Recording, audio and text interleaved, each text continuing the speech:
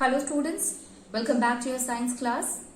So students, in the previous class in this chapter, that is magnetic effect of electric current, we were talking about that of the current carrying conductor, and we have seen that a current carrying conductor make a concentric circle around it, and then we also came to know that if a coiled loop structure is there, so what happened, we will going to take any of the single part that will behave like a straight current carrying conductor. So if suppose you want to see that what kind of a magnetic field will be produced here in a coil, in a current carrying coil or a loop, then or circular loop, so you can take any of the simple part or a small part from that of the loop, circular loop. You will find that the kind of a current, the kind of a concentric circle, the kind of a magnetic field which will be formed around it will be similar to that of the straight current carrying conductor. So we can say here that a circular loop is nothing but a lot of a straight current carrying conductor. They together constitute a circular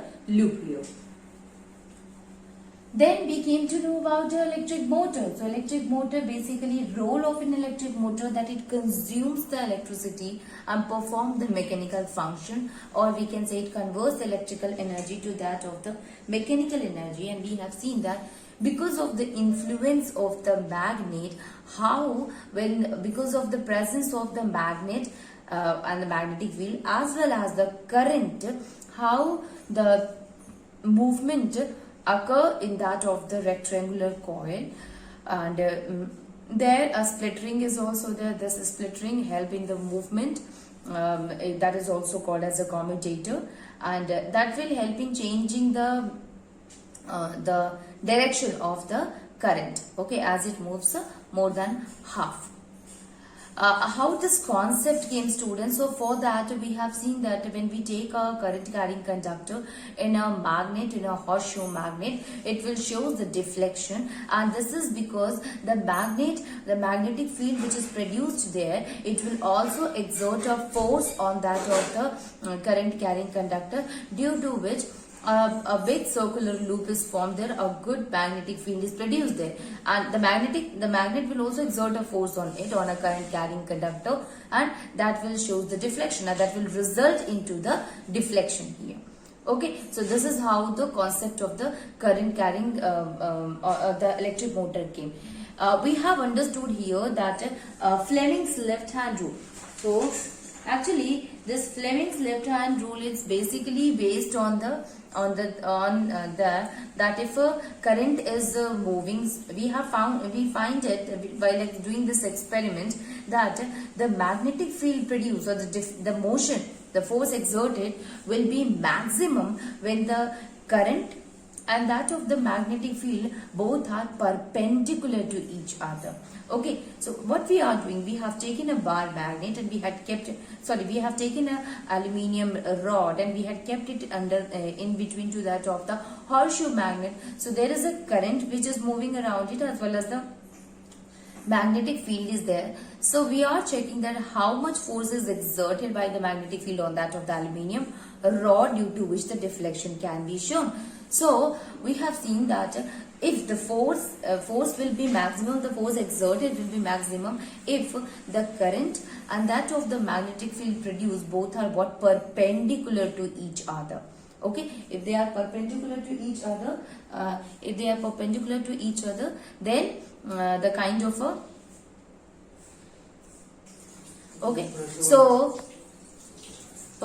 so we can say that according to that, the Fleming, he has given a hand rule, and which is called as a Fleming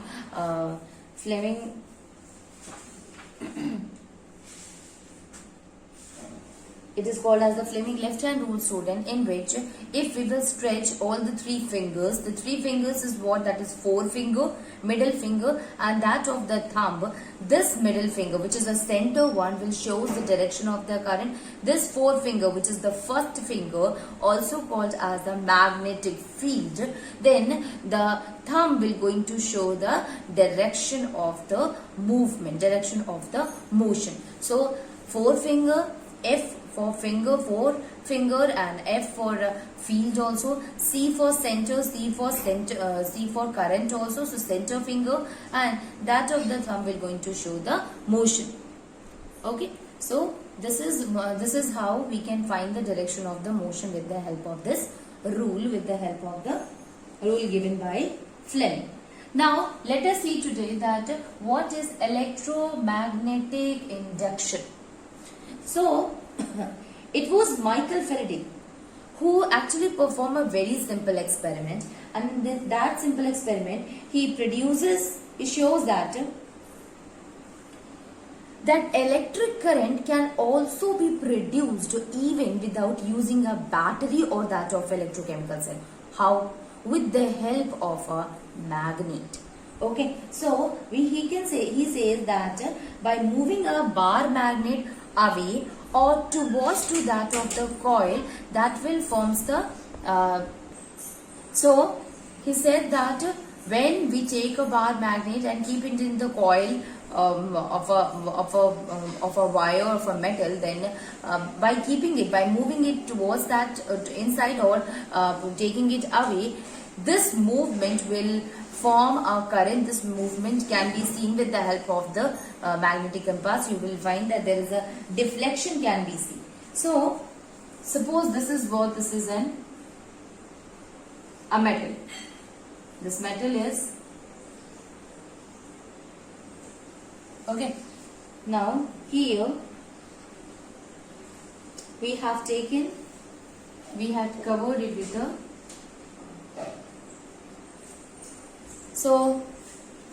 or we can simply take it in a simple way. We can say that if this is a coil, okay, and these coils, they are connected to a galvanometer. Okay, instead of any battery, we will connect it to a galvanometer. This is a coil. And here we have taken a bar magnet which is having a north pole and south pole. So what does he explain? He explained that when we if suppose we are taking this north pole and keeping it inside, taking it close or inside to that of the coil, you will find that the galvanometer will shows the deflection in a certain direction.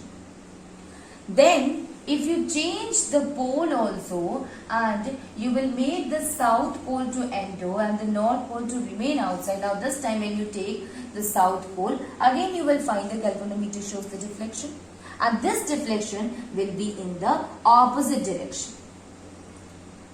Now if we talk about the south itself, so when we have taken the south pole inside to that of the coil, we find out that galvanometer shows the deflection. And this deflection is what? It is in the other direction. Now when we will take this bar magnet away from that of the galvanometer, again it will come back to its original position. Now when we take this north pole again inside to that of the coil, it will shows the deflection in this direction, and when we move it away from that of the coil, we will find that it will again shows the deflection in the galvanometer. So what is this deflection shows? See, galvanometer is what? Before that, when I started the chapter in case of electricity, I told you that ammeter is what? It is a device which help in measuring the electric current flowing through a circuit. And galvanometer is also the same, in which we will find that amount of current is less as compared to that of the ammeter. Galvanometer is also used, and galvanometer amount is less there. Okay, so the current, because of this, the deflection shows that here the current is moving, the current is produced. So by this we can say that the electromagnetic induction is what? That due to induction, due to this magnet, due to this magnet movement of the magnet, an induced current is produced. Okay, and this induced current can be seen, can be observed by that of the galvanometer. So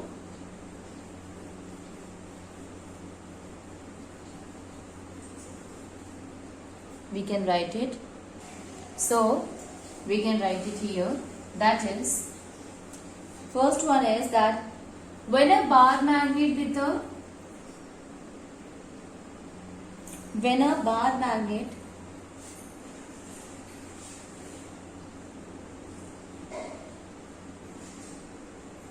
with its north pole, so now we can say that a bar magnet with its north pole, when it, which is facing towards the coil, when it faces towards the coil, when moves towards the coil, when moves towards the coil, the galvanometer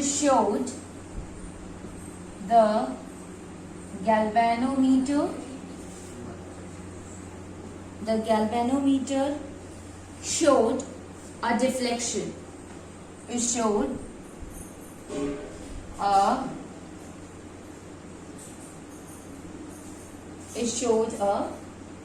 deflection. The deflection can also be seen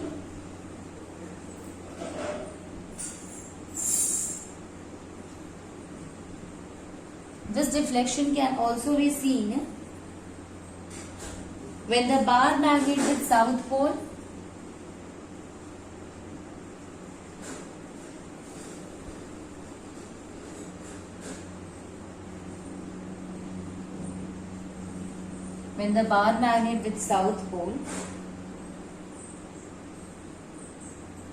facing the coil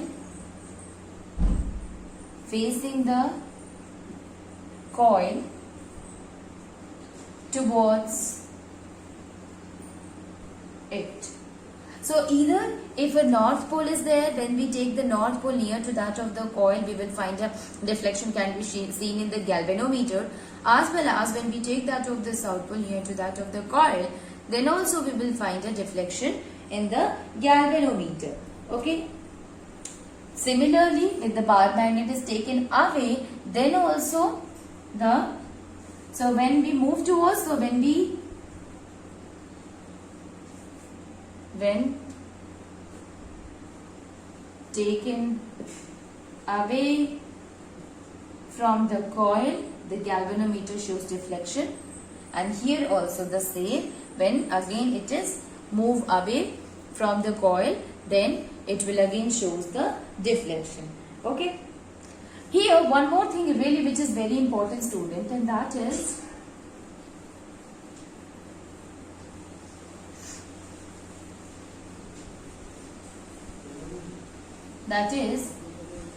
when we are taking, or when you are, this is the coil, so when we are taking the coil inside it, then it shows the deflection, the galvanometer shows the deflection, and when we are taking it outside, then also it shows the deflection. What happened when we do not move the bar magnet? If the bar magnet remains still it is, so there we will not going to find any kind of a deflection in that of the galvanometer. So when the bar magnet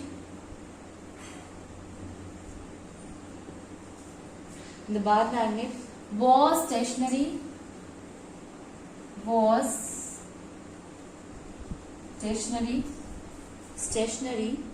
near the coil,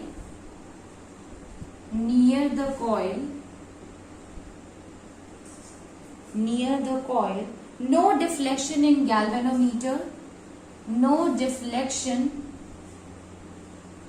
in galvanometer, was observed.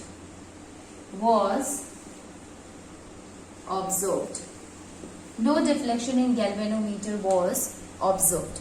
Okay. So when the bar magnet is stationary, then no deflection in the galvanometer will be observed. Okay. What is the conclusion of this experiment, students? And that is, the conclusion is very important because that will help us in telling the induced current here.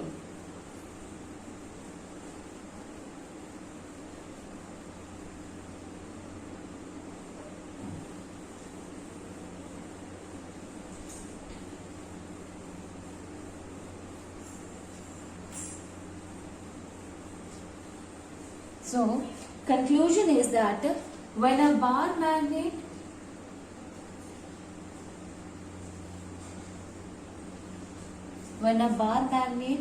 moves towards or away,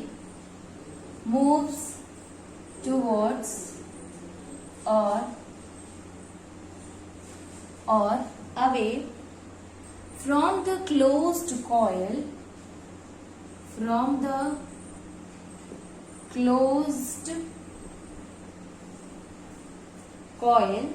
galvanometer shows a deflection. Galvanometer shows a deflection.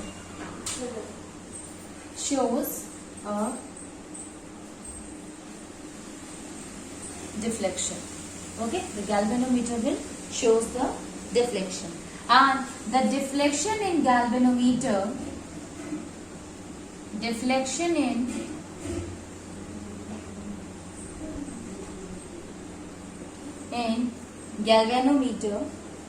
indicates that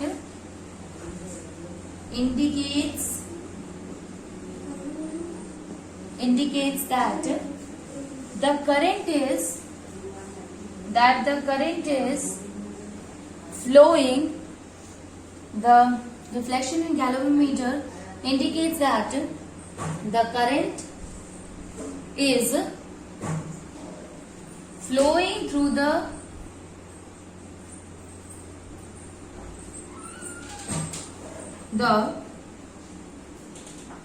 coil. Okay, flowing through the coil, and this electric current is called as induced current.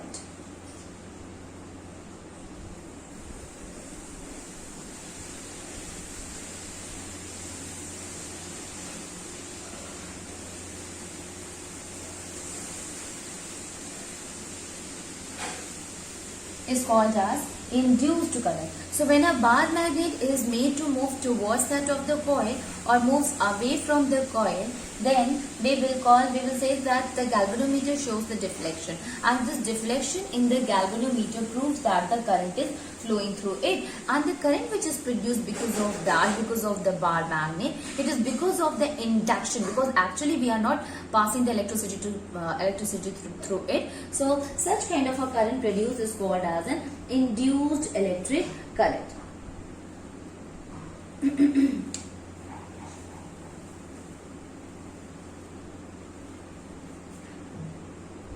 So what is an explanation for that, students? See what happened in a coil when we take a magnet inside to that of the coil, it will produce. It means when we are keeping close to that of the coil, and when we come close to that of the coil, it will produces a magnetic field around it. Now the magnetic field which is present or which is produced around that of the coil, that will also responsible for causing a potential difference, and that we called as the induced potential difference. Okay, because this potential difference is caused because of the bar magnet.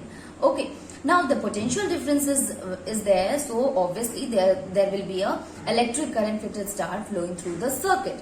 Okay, and that we can observe in the galvanometer.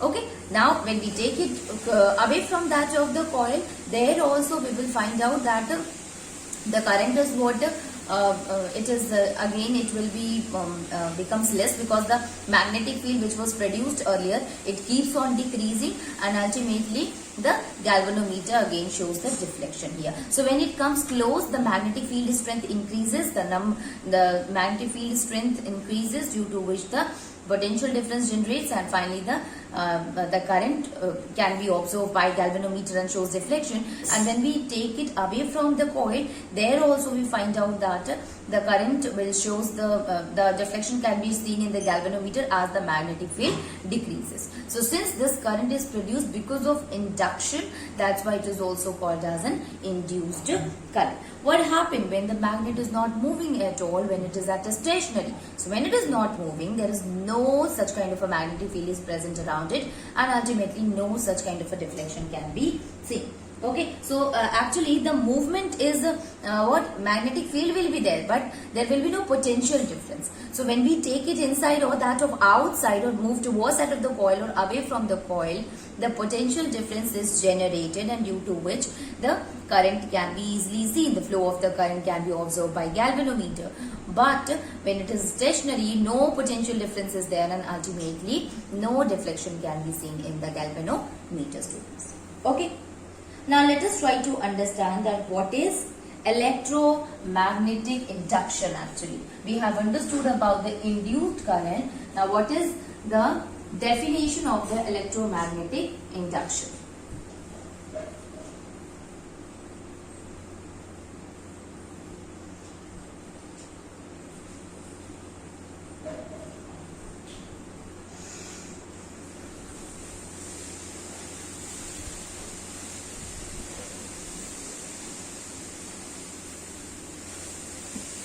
So, the phenomenon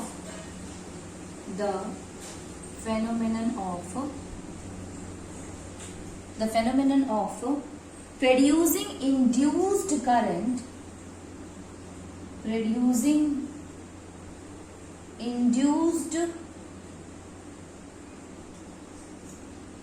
current in a closed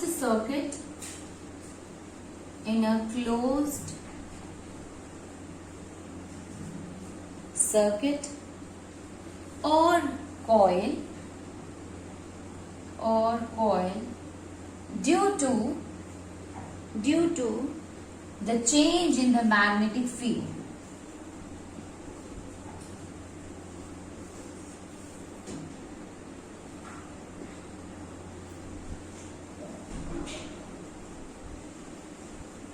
Due to the change in the magnetic field in the nearby circuit,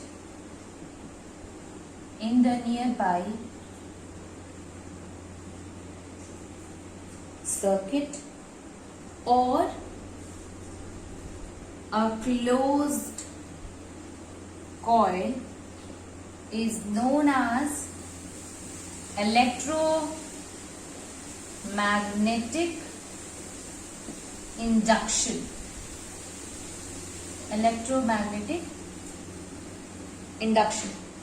Okay, so we can say that when induced current is produced in a closed circuit or a coil because of the change in the magnetic field, that kind of a current, that kind of induction is called as electromagnetic induction. Now there are some of the factors on which the induced current depends on.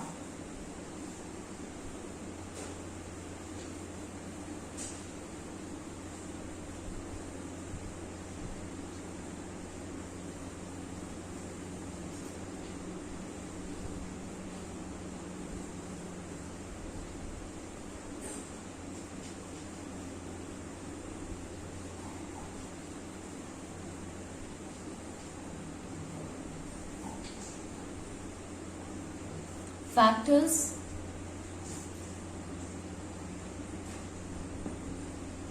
on which induced current depends. What are the factors? So the first factor is the number of turns in the coil. The number of turns in the coil. How? If a coil has a large number of turns, then large induced current is produced. So large number of turns produces a large induced current. Large number of turns in the coil will produce a large number of induced current also. Second one is, it means if less number of turns will be there, less coiling will be there, less induced current will be produced. Large coiling is there, large turns are there, then large induced current is also present. Then second one is the strength of the magnet.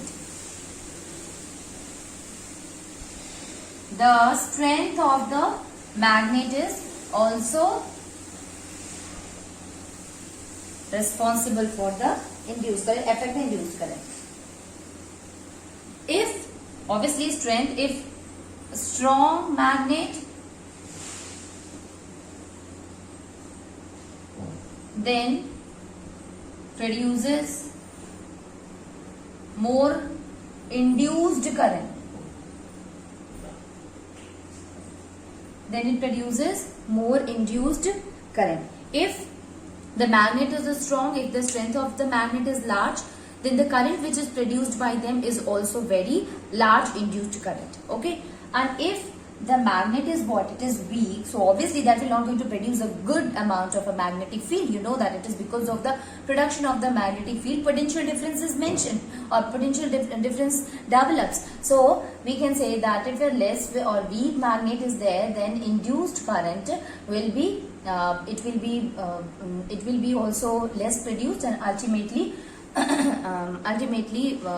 we can say the potential difference will be less, and thus will cause the less induction or less production of an induced current.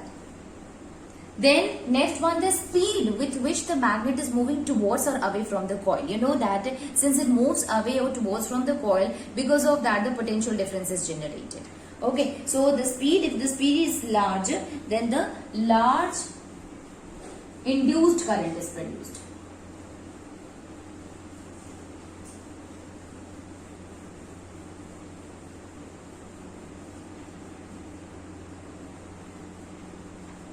So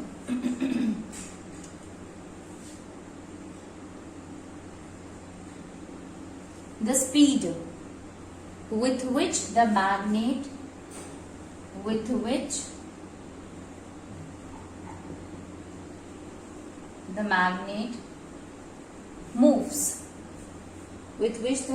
moves, towards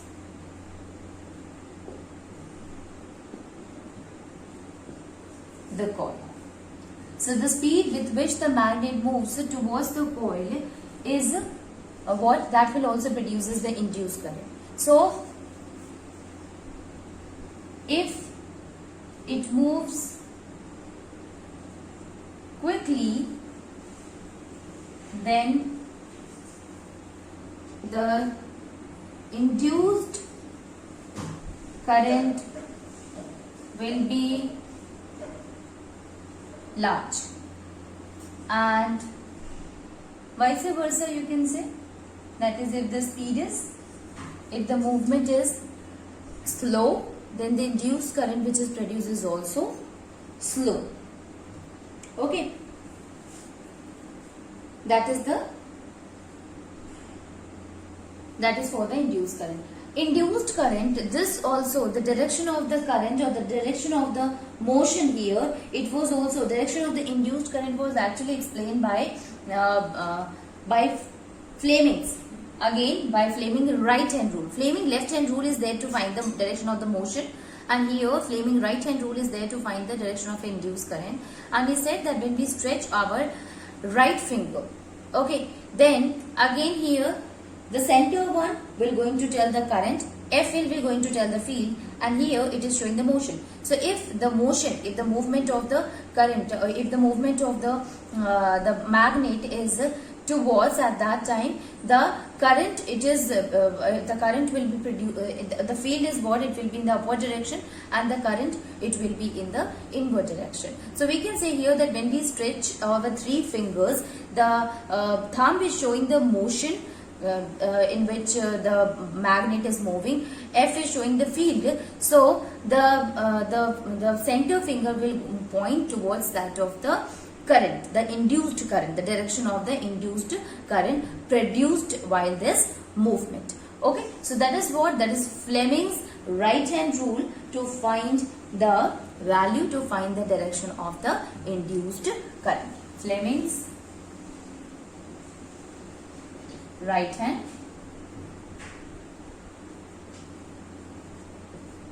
rule, that is for the induced current. It is for the induced current. Okay, this is how we can find the induced current, students.